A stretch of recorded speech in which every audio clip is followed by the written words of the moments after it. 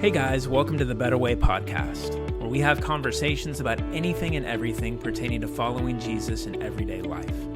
Our hope is that the discussions that we have here would challenge your faith and encourage you in your relationships with God, people, and the world around you.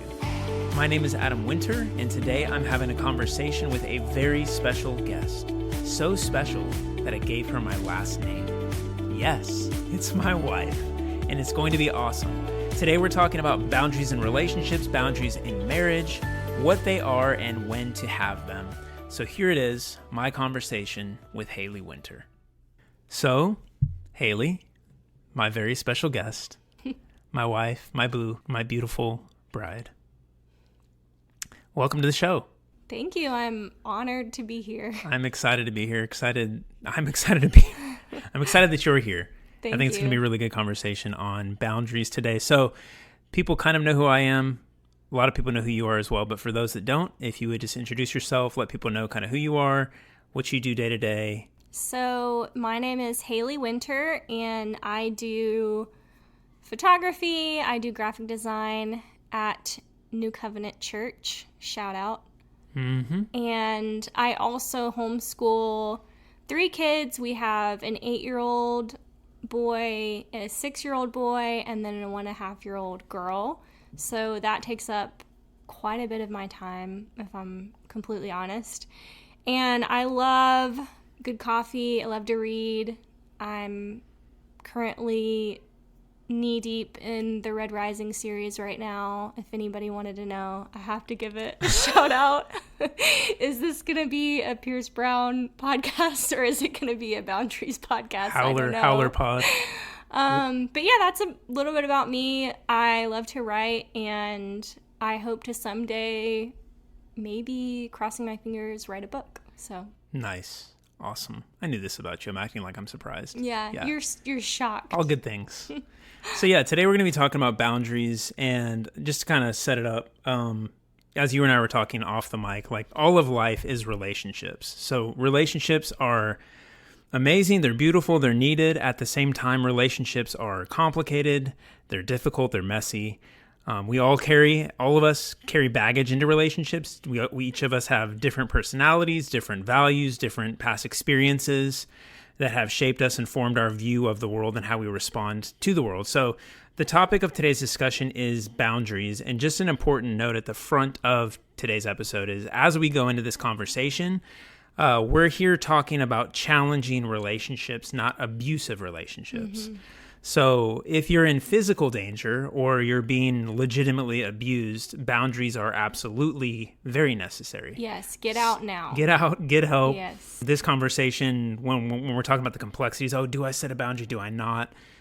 Yes, you do. If you're in that situation. Yeah, we support. Yes, so just wanted to say that at the front of the conversation, because today we're talking more about just complex situations relationally with other people and how to navigate those things. So the culture we live in is big into boundaries these days. Like there's this really high value placed on removing anyone that you find toxic or narcissistic, or whoever gets in the way of you becoming your best self, get them out of your life, right? This is a very common thing that we hear in our world today. The Bible, on the other hand, calls us to be patient, forgiving, long-suffering, and gives us a different way of establishing boundaries and dealing with complicated relationships. Just to kind of start us off so we're all on the same page and knowing what we're talking about when we're talking about boundaries, just so we're all working kind of with the same definition, let's define it by thinking about, like when Hali and I are talking, you and I are talking, mm-hmm. we're talking about using wisdom in relationships for the flourishing of both parties. So just having that in our minds as we talk today, to establish a boundary is to use wisdom in relationships for the flourishing of both parties. So, Hali, to kind of kick it to you, why do you think this is an important conversation to have? I'm so glad you asked. Yeah. So I feel like in my own life, whenever the book Boundaries came out, I haven't read it, so this isn't a knock on that book, but I remember thinking, ew, as believers, we're supposed to be long-suffering. We're supposed to walk through hard things with people, and we can't just tap out whenever we want to. Mm-hmm. However, as also a chronic emotional stuffer of my feelings, I think I sort of erred on the side of striving to never create any kind of conflict, to never create any kind of ruffling of feathers. And that doesn't mean that I still don't have opinions about things and haven't shared those opinions. However, I think in my own life, after going to therapy and really just maturing in my faith, I think boundaries are important to have a healthy relationship. And I think that we have them whether we know they're there or not. So as believers, it's so important to dive in and take inventory of what kind of boundaries do I have? Are they healthy? Are they unhealthy? And so I think anytime there's something innate in us that is left to its own devices, it can send us on a path that we may not want to be on. And so I think I'm just a big advocate now for, if something's in me, then I want to be conscious of where it's leading me. And so I think as believers, it's just so important to have boundaries, but also just be aware of making biblically based decisions. And I think to do that, we need a lot more conversations about what it looks like to be a believer and have boundaries. Yeah, no, that's good. So like, obviously there's different categories that we're going to be addressing today as well. Haley and I are married, so we're going to eventually be talking about how to have boundaries within a marriage, not between one another, but with people that we're not married to. And then also, obviously, just as humans, how do we relate to one another and have proper boundaries as just unmarried people? So kind of just starting with the latter there, average person listening, whether they're married or not married, how do we begin to start even thinking about this topic? Like you said, it's good to reflect and say, what kind of boundaries do I have? Do I have boundaries at all? Like, I guess what's a good starting point for this type of thing? I feel like one big sign that a boundary for you personally has been crossed is anger. And I think across the board, even quiet people, when there's an internal kind of like, I didn't like that, I think you can kind of look and see, like, okay, I might need to dig deeper on this. And not that we all can't just be angry about whatever. And I'm not saying you need to act on it. I just think whenever now I feel angry or anxious, your body knows that some line has been crossed. And I think it's so good to be a little more introspective of like, okay, why did that make me angry? Like, I think a good example for me is back in the day when Facebook was more of a political realm, whenever I would see something posted and it might make me feel angry, a lot of times I wouldn't check into that because I'm like, whatever, Facebook's just like a crap show. However, now, like looking back, I'm like, oh, like my feathers were ruffled, like it was a trying time. I was feeling maybe like unheard or insignificant by something someone posted, which is totally fine. But I think it's also like so good to just look at, okay, like, why did that make me angry? Why am I even giving this the time of day? I think that could be like a good sign, a good checkpoint of like maybe a boundary of mine that is either good or bad has been crossed, and what do I want to do about it? And I know like in marriage that can happen really easily, but also the longer that you are in relationship with other people, I think we start to kind of rub shoulders, and that kind of iron sharpening iron it's such a romantic way to put it, but it doesn't feel as good when you feel like a boundary has been crossed. Yeah, it's definitely in some ways much easier to love people that you don't know super well, because the more you're around people, day in, day out, you get to see their flaws. They say something that rubs you the wrong way. But as you were talking, it makes me think about, because I think what you're saying is you're talking about kind of checking your motivations, like what's motivating your emotional response even. Why am I angry? Why am I stressed? Why did what they just did make me feel anxious or unsafe or whatever? And just kind of like pausing, and rather than reacting, or rather than just impulsively boxing them out of your life, you first reflect, you pause, you discern what's going on internally. And it makes me think of, I was going to share this at some point, but I'll just share it now. But just years ago, I worked at this restaurant, and there was a particular guy that I worked with there who I just did not like at all. Like right from the get-go, I'm like, we are so different. His personality is nothing like me. He is so full of himself. Talk about narcissist, that's a big buzzword nowadays. Like he was like the epitome of what a narcissist was in my mind. and just loved to talk about himself. And I'm like, I do not want to be around this guy. Well, of course, God in his providence is like, you're going to work with him closely. You will be around him constantly. And so we ended up doing caterings together, and he and I were just constantly paired up together, and I could not get away even if I wanted to.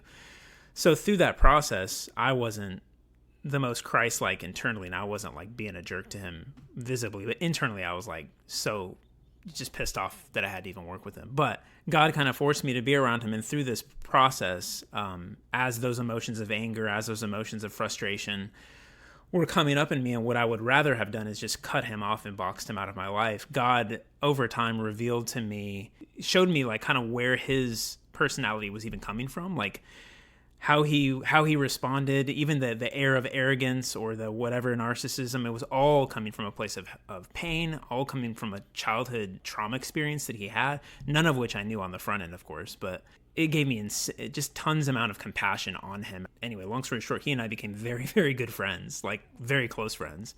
And I never would have experienced that friendship if I would have just impulsively skipped this reflection that you're talking about, or just cut him out. Obviously I was kind of forced to work with him, but if I wouldn't have taken the time to get to know him, I wouldn't have had time to get to know him on that deeper level and become his friend. Yeah. And I think too, one of the things that is so cool about God is that he asks us to walk a long road with people, because I think he knows, like, first of all, like, we need each other, but also I think he knows, like, people have a story, and oftentimes what we're seeing at face value isn't the full picture. And I love that God is so interested in our stories, so much so that he's asking us, hey, like, if you want to see me work, you have to, like, put in the time with people. And I know, like, for myself, there have been so many times where I'm not a, like, in terms of fight or flight, I'm definitely a flight. And I want to look at myself and be like, oh my gosh, no, I am like the long haul type of person. But I think oftentimes in the past when things would get hard, instead of digging in or maybe even just being honest with how I'm feeling, because I would be so afraid of conflict or rejection, I wouldn't create those healthy boundaries, and I would want to run. And so I think too, like, when you're talking, I'm thinking about, like, okay, so, like, we know as believers that all life is created so valuable and so important. And so I think for me, like, I'm thinking about, like, our listeners. I'm now a part of the podcast. Welcome our listeners. Yeah. I'm thinking about listeners. So, like, what do you think, like, in terms of being a believer, walking with someone? I think one of my biggest questions is, like, how do you know, though, when it's time to have that separation? Yeah. Like, I feel like I totally can understand enemy love. I can understand walking through someone with hard stuff. And I also know there's people out there who are like, yes, but this is eating my, maybe not physical lunch, but, like, metaphorical lunch. Yeah. So are you asking that question I'm to asking me? Yeah. you. I don't know. I like, switched roles. I don't know if I have like a chapter verse for that. You know, the Bible doesn't, that I know of, use the word boundaries in this context. Like, it's probably talking about like a geographical boundary or something, but it's not, it doesn't ever say, hey, you know, thou shalt have boundaries. Like, but it does give wisdom in how we navigate difficult relationships. And I don't know, for me personally, I guess I'm just speaking on how I've tended to respond. Like when I've known it, okay, it is time to have a boundary here, is when a person is exhausting me of my own mental capacities to where then I feel like I can't give my family my best. That's a line for me. I can't chapter and verse that, but if a relationship is difficult enough to where it is like draining me emotionally, mentally, and it's causing all kinds of unrest in me to where when I come home, I'm short-tempered with my family, I'm giving them leftovers, I'm depleted, then I have to at least feel like I need to at least explore this idea of maybe I need to have some type of boundary with this individual. And it's not to place all the blame on them. I know I have a lot of my own responsibilities in that. But I do think that's important to me. And when we say boundary, we don't even mean, because I know kind of you and your Sure. life and how Yeah. you function. I think what's important to mention also is there are so many things prior to cutting someone out of your life completely that you can do. Yeah, I'm speaking more like limitations. Yes. Like dialing things back. Yes. Like not like boxing them out. And I think there are oftentimes, like, a lot of people think, like, you need to have some big conversation and you need to let them know everything about them. Have a but I'm formal kind of sit down. yes, and I'm kind of a big believer in, like, yes, those conversations may need to happen, Yeah. but also people are in process Mm-hmm. and I'm in process. And if someone sat me down every time I wounded them or hurt them, I don't think I could leave my house. Yeah. Just So crush me. I think too, when we're talking about close relationships and thinking the best of people and staying curious about their life and stuff, there's so much room for, okay, you know, this person is robbing me of my peace. They're robbing me of my joy. They're robbing me of my ability to parent or be a good wife or husband. I think we can, you know, really sit down and think through, what does it look like for me to have a boundary with them? And maybe that's just like, you know, we're just not going to see them as much. Yeah. Because what you don't want to slip into is I'm only going to be in relationships that give me something back. Yeah. What I don't want to imply is that relationships are just for what they can give to me. Like they're definitely there, and they will be difficult. I'm difficult to someone else. Someone else is difficult to me. Mm-hmm. There's going to be a mutual give and take there. So I'm not implying that just because someone's difficult, oh, it's time to cut them off. It's like you just said, it's maybe let's dial this back. Let's think through what a healthy boundary might look like. And there's this great quote that Albert Tate, he's a pastor. I don't even know where. Maybe I think My man. Albert Tate, your man. Nice. I thought it was your man. Our man. Yeah. Yeah, he's great. And he said this quote recently. I think it's very applicable to the conversation, and it's just good to keep in mind for all of us. But he said, when people show you who they are, believe them, but don't cancel them. Stay curious. God may not be done with them, just like he's not done with you. Be open to seeing growth, then be cautious and kind when you don't. I love that because I don't know, like the world would tell us to cancel anybody, right? That rubs us the wrong way in any way, shape, or form, that gets in the way of who we want to become. And God calls us instead to remember how he's treated us, right? He doesn't cancel us when we show him our flaws. Mm-hmm. He stays close. And we should do the same with others, right? If they show us their worst, okay, we're going to believe them, but we're not going to just impulsively cancel them. We're going to stay curious, we're going to be kind, and we're going to be patient, and we're going to be all the things that God has been to us. Yeah, and speaking truth and being honest, I think, are also great weapons in the relationship world. Weapons was a strong word, but in terms of, like, it's okay to be gently honest, and I think that's something that I'm really learning. It's hard, but it is very difficult, yeah. But it's necessary for sure, just to be, you know, lovingly honest. Obviously, not like the brazen, like jerk honest. Exactly. But yeah, let's transition the conversation kind of into the marriage context, because obviously you and I are married. Yes, we are. And almost 11 years married. Let's go. So, and it's been perfect. It's been so perfect. Wow, we never fight. Nothing goes on. Interesting. No. I don't know why people fight in their marriages. I feel the exact same way. I hope people listening understand what sarcasm is. Yeah, I hope they do too. So yeah, but like obviously we have changed and evolved a lot in 11 years of being married. And so like, yeah, maybe you want to start the conversation there is like, think about, you could speak for both of us, you could speak for yourself, but like, how did you operate in this area of boundaries when we first got married versus how you now think about boundaries? Okay, so I feel like when we first got married, I was a child, not a literal child, but I didn't have a lot of experience in terms of relationships. And also, I feel like I was a little bit kind of head in the clouds, hopeless romantic type of person. Mm-hmm. I knew marriage was going to be hard, but I don't think I thought realistically through what does it look like to uphold this beautiful monogamous covenant that God asks us to keep. And I also was very interested in cross-gender friendships, and I remember reading a lot about that and thinking, like, I don't understand why people have such strict boundaries. I think it's kind of silly. I think it's demonizing women.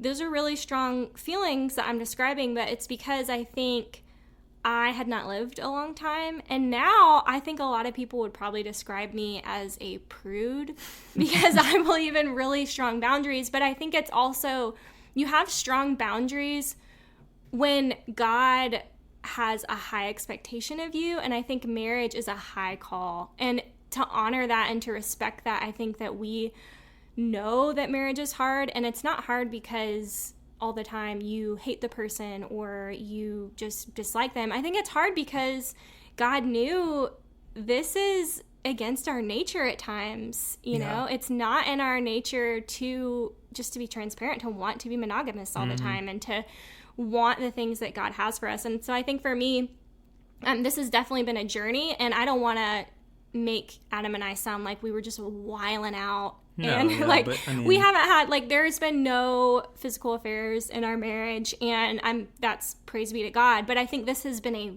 huge learning curve for us of what it looks like in our marriage. Yeah. So, I mean, like, what provoked that shift in you when, you went in, like, mixed friendships, I'm going to have guy friends, Adam's going to have girlfriends, and, platonic relationships, obviously, but, like, this is the way it should be. And, like, what prompted the hard shift into, oh no, we actually really have to use wisdom there? I think realizing, and this is kind of sad, I think realizing that not everyone has your best in they don't mind. value your marriage as much as you do. They are not going to value your marriage as much as you do. They are not always team Winter. Yeah. And maybe to some people they're like, well, duh. But I think I tend to like to think the best about people. And so realizing that, and then also, interesting fact, you don't always know what is best for you. And so I think guardrails in place, and especially because we are in ministry and we do interact with the opposite sex a lot, I think it's one of those things where it's like, we aren't looking at other people just thinking like, oh, they're so evil or anything like that. And we're not looking at ourselves either that way. But I also think it's like, the older that I've gotten, and I think the more that I get to know myself and God reveals my own sin nature to me, I just see such a need in my life to not even go there. Yeah. Like, I don't really ask the question anymore, like, how far can I go here? I'm like, how far can I get away from this? That's a better question. Because it's like, I, at the end of the day, want God to look at me and look at my marriage and look at my life and be like, well, freaking done. And it's kind of a matter of, like, counting the cost too. Like, what's more valuable? What's more important to you? Is it having a thriving marriage and a, like, growing marriage and a flourishing marriage? Or is it like, I want to have, like, a mediocre marriage just so that I can have other friendships with other people? Yeah. That really, like, at the end of the day, I don't need. And maybe that sounds cold to some people or whatever, or maybe that sounds legalistic or prudish, whatever.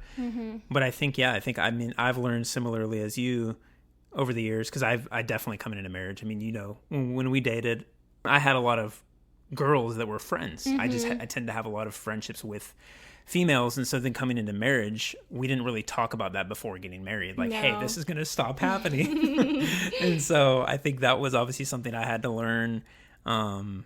It's not that you can't have them completely. It's that they have to look very different than they did before. Yeah. And there's no one-on-one hangouts happening anymore. There's no text messaging going on anymore. Like, it's going to look a whole lot different than it did before. And one flesh, I feel like we love to talk about, like, the physical intimacy of that. But I also think it's like, hey, like, we have full access to each other's lives. And in order to give your spouse full access, you have to want to be open. And if you're hiding or you're keeping something from them or withholding a conversation that you're having, like, that is obviously a red flag. And you're not going to have the full intimacy that God promised. I think back to our definition of boundaries. It's so that both parties would flourish.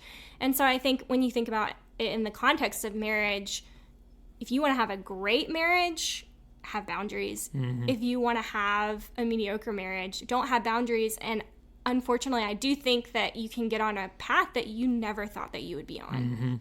In a path sometimes that you don't even know, you're not even aware that you're on. I don't know. There's like an oblivious part of this as well, to where you don't always know the boundaries are being crossed until it's kind of too late. Yes. And then you're like, oh crap. And kind of a unique way that I've had to navigate that as being in a pastoral role, it's kind of a mutual thing that we've come to talk about, you and I. But It's just like, obviously I'm ministering to both men and women. And so I've had to really think through, what is that supposed to look like? I'm learning, okay, like the way that I minister to men is going to be different than the way that I minister to women. I'm not going to I'll sit down with a guy any day of the week and get in their life and get in their emotions and figure out kind of where they're at. And I can't do that with women for a lot of reasons. Not because, oh my gosh, there's going to be some crazy, terrible thing that happens as a result of that.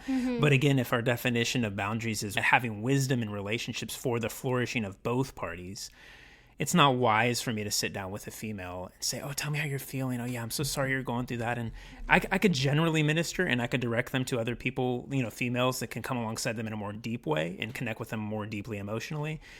But there are things that can happen there that can become dangerous over time if left unchecked. You know what I mean? If I'm just getting, too deeply invested emotionally with a person of the opposite sex, it's just wiser to not do that. Yeah, and I think about, like, a lot of times we can overcomplicate it. Like, what relationships are necessary in our lives? Is it a need for you or I to minister to the opposite sex? And I would say it's fundamentally not a need. But is it a need for our marriage to honor the Lord and, honor the principles that he gave us? Yeah, it is. And we don't always know the ins and outs of that. We don't know why God does everything he does, but we have to trust that he's good and that he loves us and that he did give us these boundaries and guardrails for a reason. And there's again, it's for both parties. That's an emphasis I want to make too. It's not just about me and I better protect me and my marriage. Yes, it's that for me first and foremost, but it's also for the person on the other side of me, of the opposite sex, who I don't know where they're at. I don't know where their marriage is at. And I think another thing that you'd agree with too is what we're not trying to do is instill like fear of the opposite sex. Yeah. Like, you see someone of the opposite sex, you just run the other way. Although that could be, and maybe in certain situations that might be necessary, but like as a rule, like we're going to relate with one another. Absolutely. We're going to have conversations here and there. It's not to instill fear, but it is to just be mindful. I think a lot of us just kind of go on cruise control. Yes. I know I did for a long time. And I was just on autopilot. I didn't think about these kinds of things. And then I started to realize, like some boundaries are being crossed here. And like, we need to all be mindful of this and just have thoughtfulness about how we engage. Diligent note takers of our own motives, our own heart. And I think it really does go back to the beginning of our conversation of like looking at your motive, like, I think I said at the beginning, seeing if someone has crossed a boundary just in a relationship, it might be anger. I think in terms of a marriage, when you've crossed a boundary, it might be that you like the attention that you're receiving, or you think about being around this person more. And these are just small things. It's totally fine to, I personally think, have attraction to the opposite sex. It's totally fine to, to a certain extent, be attracted to other people, because I think that's normal. Yeah. And we don't need to be like non-human aliens that don't have feelings. But I also think it's so important to take inventory of that and to look at yourself and think like, okay, can I handle this? Can I handle this relationship? Is my marriage in a season where I can handle this relationship? And I think everyone thinks that they're strong enough. You know what I mean? I think I do think there's spiritual realities at play here too. Like I think we always toss out the spiritual card. Well, not always, but I think we tend to minimize that component. And I do think like Satan obviously hates marriage. Like he 100% hates marriage. And if he can fool you into thinking, oh, I could handle this. Yeah, I'm attracted to that person. Yeah, they're interesting and they're, filling my cup, but it's no big deal. I would never cross any boundaries. Like, and if he can get you to believe that, I mean, who knows what could become of that if you're not willing to exercise caution and think through, the boundaries that probably should be in place there. Yeah. And I know we've walked through seasons where we can be a little maybe looser with our boundaries, but then I know for vulnerable times for us, we try to really get on the same page and communicate a lot, and we should be doing that anyway. But I think through pregnancy, having a child, they say, is one of the most stressful / beautiful times in your life. But I think postpartum period, we try to really buckle down, because there are going to be times where you're just more insecure in your relationship. And I think those times are very important to check in with each other, see what you're comfortable with as a couple, and then move forward confidently in that. That's good. That's a good piece too, of just like having communication with your spouse in this area. You know, and obviously is very important, but not even just with your spouse. But I was going to say at some point, you know, when you're thinking through the topic of boundaries, should I have them? Should I not? Don't be afraid to ask for advice, like to seek counsel. Yes, first and foremost from your spouse. Obviously, you should probably start there. But even go to other people and say, hey, you know, don't name drop and say it's this person and they're doing this, this, and that. Yeah. Don't go into the gossip, you know, territory, but just say, hey, there's a person out there and this is kind of the situation. Do you think I should put a boundary in place here? What do you think that should look like? You know, you can go to a pastor, you can go to a counselor, you can go to all kinds of people. Just don't go to a yes man. Yes. It's just gonna say what you want to hear. Go to someone who you know values your spiritual growth, who values your marriage and you honoring God in your marriage. Yes, absolutely. 100%. Okay, so we've talked about right there seeking counsel, you know, asking for help if needed, having communication with your spouse in your marriage. We've talked about checking your motives, like, okay, why am I having these emotional responses? What is my motivation for having a boundary if I feel like I need one? Is there any other things that come to your mind kind of on a practical level in a marriage where, you know, maybe you've determined, okay, we do need boundaries here? How do you figure that out as spouses? I think first and foremost, bringing the conversation to your husband or wife, but also doing that in a non-accusatory way. And if you're the receiver of a spouse saying that you have crossed a boundary, maybe not taking it as an attack. Because I feel like whenever spouses get into attack mode is when we don't accomplish any type of goal. And so I remember when we went to therapy a long time ago, the therapist kept telling me, you know, think about what's helpful. What would be helpful here? And it's like, ultimately, if you're both on the same page and you do both want to grow, then I think the conversation should be very gentle. It should be very, you know, we're not perfect. So there's, you know, we've had many, many bad conversations. Sure, so we've had many conversations that have gone downhill. But I think now the older that I've gotten, the more I'm like, I want to do this well. And I want to have better intimacy and better communication. And so I think you do that through picking your timing, not attacking your spouse. I think just to comment on that, I think that's really good because, yeah, I mean, I know the times that I've felt attacked, my walls go up and I just close the conversation and I go into major defense mode, which then triggers you and you're like, why are you so defensive? And I'm like, because I'm innocent and you're attacking me, you know? Yes. And again, this is kind of my perception of it, but when versus the times you've come in more like, hey, I feel this way, like what, this is what I'm seeing. Tell me if I'm crazy. And I'm feeling this as a result. And that's been much more received by me as, okay, she's not attacking me. She's not saying that I'm out here having an affair or something crazy. She's just saying, hey, this situation's making me feel this type of way. And vice versa, you know, it goes both ways. So if I come in attacking you, you're going to have probably a defensive response as well. But yeah, carry on. Yeah, and I think too, my heart goes out because we're talking a lot about marriages where both parties really want to grow in their marriage. So I'm thinking about the person that their partner is resistant and maybe they are not on the same wavelength of wanting to grow, wanting true intimacy. And with that, I just want to say, like, I'm sorry and I feel for you. And I know that is a lonely, sad place to be. And I think we can both agree that there have been times where we felt very alone and very on different pages in our marriages. So I think if you're in that place where you're seeing a bunch of red flags and you just really don't know what to do, I want to tell you to follow your intuition, seek wise, godly counsel, and ultimately seek out discernment from the Lord. And, you know, we are not...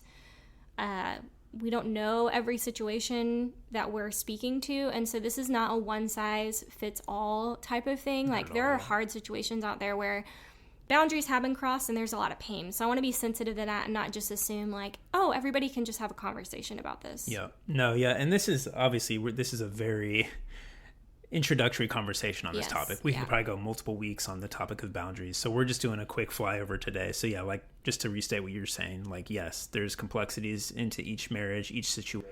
Yeah. And so to the person that's not married, I think similarly, similar steps, like seek counsel when needed. You have the Holy Spirit inside of you if you know Jesus. So pursue him, seek him, like ask him to give you discernment and wisdom and, okay, what a potential boundary might look like in this particular situation. And I would say also be okay with just saying no sometimes. Like you don't always have to say yes if there's a particular person that is kind of overbearing and there needs to be some type of dialing back. Like be okay with saying no. And you don't have to give all kinds of reasons. You don't have to like go on and on and on about why you're having to set a boundary. Just don't even call it a boundary. Just set one. Yeah. Like be okay with saying no. Hey, I can't hang out right now, or I can't do this right now. And you've helped me a lot with that. Yeah. Just helping me just be like to the point and not making excuses, but still being really sweet and gentle about it. And then obviously if it's kind of throwing the ball back in the other person's court. Like, okay, you can do what you want with this ball, but like in order to have a healthy relationship with me, this is kind of what it looks like. And I think also I used to be afraid it was more of a like, am I trying to get control or like that type of thing? But I think ultimately just being honest isn't really about control. Yeah. I think Christians get hung up with the saying no thing sometimes because they're like, I don't know, like it just feels like unchristian or something. It does, like, and it's like, no, it's okay to say no. Like it really is. Like even Jesus said no. He wasn't always pouring himself out every moment. He had moments of getting away, pulling back, going to the mountains, praying, being alone, being with his inner 12 or his inner 3. Like he wasn't just, no, I'm always out here all the time with all, like he said no. And it's okay to say no. Kind of final 2 questions on this topic. These are just kind of like, I wouldn't call them fun questions, but they came to my mind when we're talking about boundaries. But what are your thoughts on the Billy Graham rule? And kind of define that in your own words for those that might not even know what I'm talking about. So the Billy Graham rule is basically like he would not even ride in an elevator with a woman. Didn't he like get the TV removed from his hotel? Yeah, I mean, that would probably apply too. I definitely think of the first, though. Like, he was like, I'm not getting in a car with a woman or an elevator. Or I think, personally, the elevator is strong. It's a move. It's like, and I think you could almost dip into, like we were talking about earlier, demonizing the opposite sex. Yeah. And ultimately, we don't have to be scared of men and women. Not every person obviously has your best in mind, but not every person has your worst in mind. Yeah. And I think it's ultimately, you have to decide what you can handle. And I do think, I'm not judging Billy Graham. I actually think because he was such a big leader, he just valued being above reproach. Yeah. And I think for us, I feel like we are careful and cautious, but also we're really good about knowing what we can handle when we can handle it. And I'm okay with elevator rides. Yeah. I'm okay with it. I would say like, I mean, I think that's very subjective. And Billy, it is subjective. if I can call him Billy, R.I.P. Billy. Yeah. He felt that was necessary for him, and like I can't judge him for that because we don't know what he was going on with internally, or if it was just his insane level of influence that he's like, I've got to be extra, or what was going on with his wife or his marriage, any of that. And so I don't feel like that's super necessary for me, but I think that's very subjective. Yes. I think you just have to think through that subjectively, like, and I think we've learned not to like judge other people for their boundaries. No, yeah. Because we haven't walked in their shoes. Absolutely. And you don't know what they're going through. You don't, like you just said, you don't know what their marriage looks like or whatever. But yeah, there are definitely some extremes that we can get ourselves into when we're thinking about this topic. We don't want to become legalistic, but we also don't want to become licentious to where we just don't care about this issue and don't take it seriously at all. So throw the baby out with the bathwater. Yeah. That's right. So kind of final question. When do you ever decide to cut someone off completely? And I know we've obviously already talked about, physical abuse on the front end, so we don't really have to get into that. That should be an obvious, separate yourself from that person kind of situation. But what are some qualifiers or reasons why you're like, oh yeah, I definitely need to just shut the door here? And then, what does that look like? I think this is going to sound maybe not crazy. I think with God, the door may not ever be fully shut because I think there's always room to grow and to forgive. But I also think that you can take space from people, and I don't really have a perfect tie in a bow answer in terms of like, I don't know every situation that I'm speaking to, and I certainly wouldn't want people to be like, well, I heard on the podcast that I can just cut them off, and or I heard on the podcast that I have to just be in this terrible relationship for the rest of my life, you know? So I think in terms of friendships in my own life have ebbed and flowed. Sometimes certain relationships have faded naturally, and I think that is just normal life. Sometimes you just don't, like, through the seasons. Seasonal friendships. And I think that's totally fine. And I think we should get comfortable with not necessarily feeling like we need to dig in deeper if the signs are there that there's like a natural separation happening. And then on the flip side, I also think you can feel the Holy Spirit calling you to dig in deeper with people even when it's hard sometimes. And I know pausing, taking space to pray, to think. I don't believe time heals all things, but I do believe intentional time taken away from a really bad situation can give you insight, can give you compassion, or it can help you realize, you know what, like we were talking about earlier, this is taking away more than I'm able to give right now to be any bit healthy. No, that's a really good answer. Fully agree. Thank I will you. Stamp that. Wow, thank That's you so great. much. Not that I have like any kind of authority to do that, but I agree. It's great. I receive it. Couldn't have said it better myself. Thank you, sir. So we're going to kind of end it there. Again, this hasn't been an exhaustive conversation. It's more just diving into this topic that I think is super important, super relevant. Hopefully it's been helpful to you and caused you to kind of evaluate, your own relationships as a single or as a married. But yeah, if it's been helpful to you, we would love for you to share it with friends, family, let them know that this podcast exists. As always, please like and subscribe if you've not already done that. I don't know why I always say like and subscribe, because it's much better if you subscribe. So just subscribe. Yeah, just subscribe. Do it. Give us a rating, all that good stuff. All that does is just helps the podcast get out to more and more people. But we love you guys so much, and we're thankful for you listening. We will see you next time.